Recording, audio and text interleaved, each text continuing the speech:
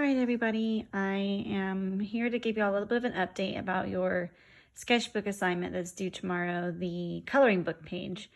So I drew this really fast, not so great sketch out, just to give you guys some ideas and talk to y'all about some limitations while you're at home. For example, like maybe you only have this number 2 pencil, which actually, Miss Maget, I forgot my Sharpie, so I don't have a black Sharpie to outline this. But like if I wanted to get an A, I wanted to show you guys what some different options are. Also, I ordered a tripod for holding things, but it hasn't come in yet. So I'm going to try to do this while holding the camera at the same time with my hand. So it's going to be a little jonky at first, but that's okay. So if you don't have your Sharpie, one thing you can do, as I kind of did here, is you can, apply pressure with your pencil, and you can still come in, like let's say maybe I want to make that line thicker, right? And I can color in my lines a little bit darker and still get a pretty nice crisp shape for my flowers, okay? Or for whatever it is that I'm outlining, I can still come in and do some like brush strokes to imply some texture. And then once I come in and do my middle shape, which I want my middle shape to have a little bit of a bumpy line. Sorry guys. I want my middle shape to have a little bit of a bumpy line to imply some texture. This is supposed to be a sunflower, okay? What I'm going to do is I'm going to finish this up and I'm going to photograph it, and I'm going to show y'all how in PicsArt, the app, you can take this and edit it from the photograph to make it look black and white, to make it look like you did it with Sharpie, even though you only did it with pencil. I'm also going to show you another option if you have some cone tip markers, which I did bring home, but very excitingly, there's no black in this particular box. So that'll be my next step. So in option 1, I was showing y'all how you could use your pencil to still get some calligraphy like line variation in your coloring book assignment that's due tomorrow. On another page really quickly, I was going to show you guys if you have any type of marker that has a cone tip on it, should already know hopefully that depending on how you hold the marker, you can get a variety of different lines from thick to thin to, if I really, really, really hold it to the side, I can get a pretty fat line, and I can even come back, and make that line thicker. So what I want y'all to think about trying to do, if you have access to a marker like this, is using, and I'm trying to do this whilst holding my phone, so it's a little bit difficult, but figuring out how you can, in one line, make your marker go from thick to thin. Most people start with a straight line, and we'll go like that. It has to do with the orientation of how you're holding your fingers, and how you're, like the diagonal, or the angle of your marker to your paper. Starting thick and pulling up and going thin, like that, or starting thin and pulling down and going thick, and then back up to thin. Then you can start doing what we call like C curves or S curves. A C curve might look something like that, where the line starts thin at the top and gets thicker. Okay, if you can't do it all in one smooth stroke, you can do a regular C curve like this, and then kind of come back and add yourself a line and color it in. But this is a lot more work, and you are more likely, because it's marker, to see those little overlap marks or those stroke marks. Like, see how you can see it here where I went back and did 2 marks? You can see right there where they overlap a little bit. But those are things we can edit out in PicsArt, but it will be much faster if you can do it all in one stroke as opposed to going back and coloring it in. So I'm going to flip back to this for a second and show you guys. This is a greenish, what the heck color is this? Teal. Okay, this is a teal marker because I don't have black. But I can come in and I can use some calligraphy-like marks to get some thicker and thinner marks on my flowers, which can make them look really delicate whilst I try to color and not move the entire camera. I'm going to put there's like a little, I don't know what it's called. It produces pollen. Luckily, Miss Maget doesn't teach biology, so she doesn't have to know the names. This is supposed to be like a calla lily, and that can kind of come with pressure. All right, so the whole thing is going to look teal, and actually this is going to be interesting because I've got pencil down there and then teal marker up here. But we're going to come back in PicsArt, and what I'm going to do is I'm going to take some screenshots of what I'm doing in PicsArt, because I haven't figured out how to videotape while I'm in PicsArt yet of what I'm doing. but I'm going to come back in PixArt and I'm going to edit this. So I'll show you all the unedited photo and then the edited photo so that it's all going to look like a black and white sketchbook. All right, thanks guys, bye. All right guys, so here is what my sketch looks like right now. There are a couple things that I just want to point out before I go to take my final photo. I decided to cut all of that out because I think that my page looks pretty full without it. And you can see some places where I had my original sketch lines, like down in here, all those little pencil marks there where I was originally sketching. Before I go to take my picture, as much as possible, and you can see I'm just using like this cheap number 2 pencil, but as much as possible, I do want to come in and erase these. You do want to be careful though, if your, because I started this a second ago and learned my lesson, if your pen marker, if your marker, especially because they're washable, if it's a washable marker and it's not totally dry yet and you go to erase it, you can get, see like that right there, it's hard to see, but if I was being nitpicky, my eraser caused that smudge to happen, okay? So you do want to make sure that your markers are dry before you go in and erase out your pencil.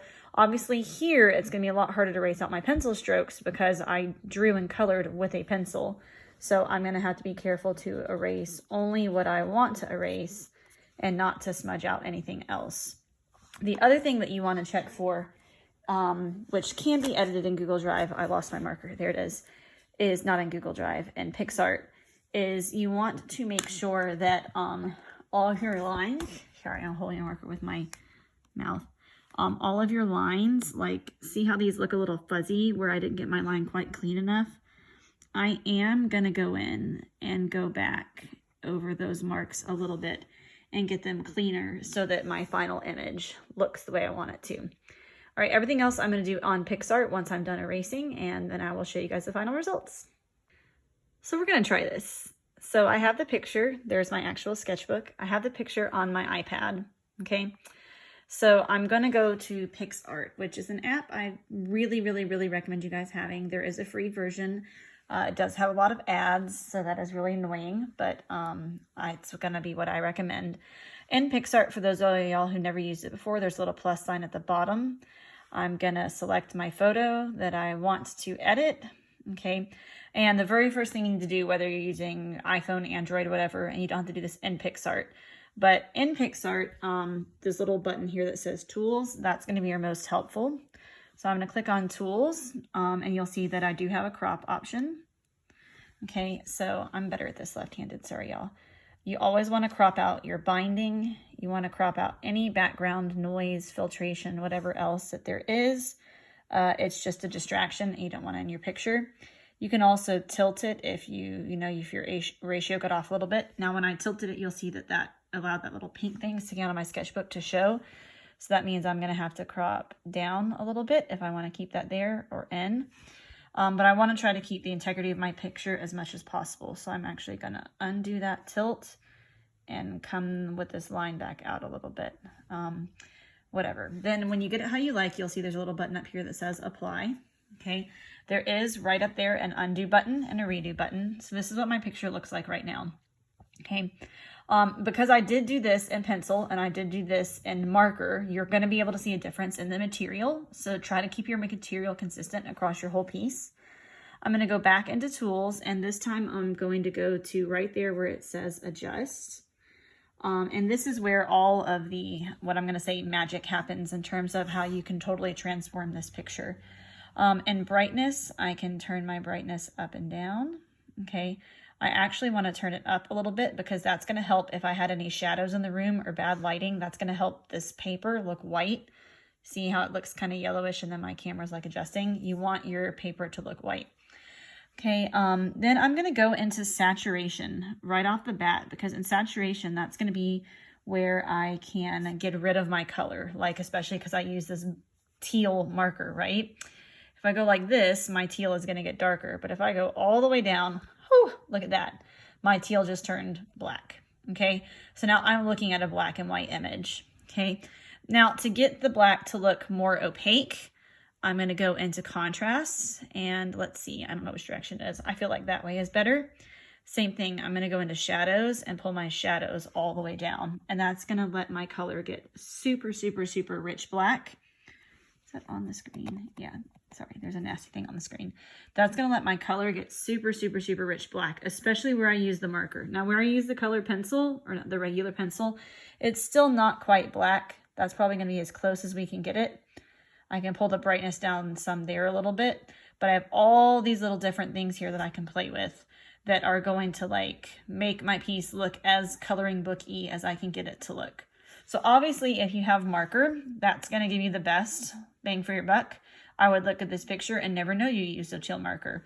With the pencil, I'm gonna have to do a little bit more editing, probably turn my brightness down a little bit. That would actually probably help my pencil. Yeah, look at that. But see then, ooh, hello, there I am. See, then you can also see some of the shadows in the paper and stuff. So you just have to be a little careful. But I could pull this brightness down, then come into highlights and pull my highlights up. But now you can see I was using that watercolor paper and you can see that tooth. I actually find that more distracting. So I'm gonna turn my brightness back up to get my paper closer to white. That's what I like the best. All right. Whenever you're done, then you click apply. Okay. And when you're finally done editing everything, there's a little button up here that says next, and it gives you the option to do all of these things. You'll see the second one right here is download. That's going to save it to your camera roll. Okay. Then you can click done. Now this will look different. See, like I said, lots of ads. This will look different depending on what, device you're using, but I'm done. It's on my camera roll. If you don't believe me, there it is. So edited version, unedited, right? Okay, very, very exciting. So now I can just take this, I can go to Google Drive. Okay, remember y'all have to go to shared with me. If you're in files, I can't see it, but you can pick whatever class you're in. Like let's say, for example, Draw Paint 1. Okay, Andy, I'm using you as an example. I can go into Andy's folder. I can go into the sketchbook folder. Okay, here's all of Andy's sketchbooks. I click plus. I'm going to upload that photo from my photos and videos. There it is right in my camera roll. I want to upload the edited version. Upload. As soon as it's uploaded, the last thing that I have to do, like Andy's done for all of her other ones, I have to click where to go. There it is. See this weird, I don't know what B699 blah, blah, blah, blah, blah is. So I'm going to click on my three little dots. Thank you. I'm going to click on my three little dots and I'm going to rename it Coloring Book. Done. And if you do that by 11:59 p.m. tomorrow, you will get a 100, or at least an A. Thanks, guys. Love y'all. Miss you. Hope you're doing well. And sorry about the no school thing. Bye.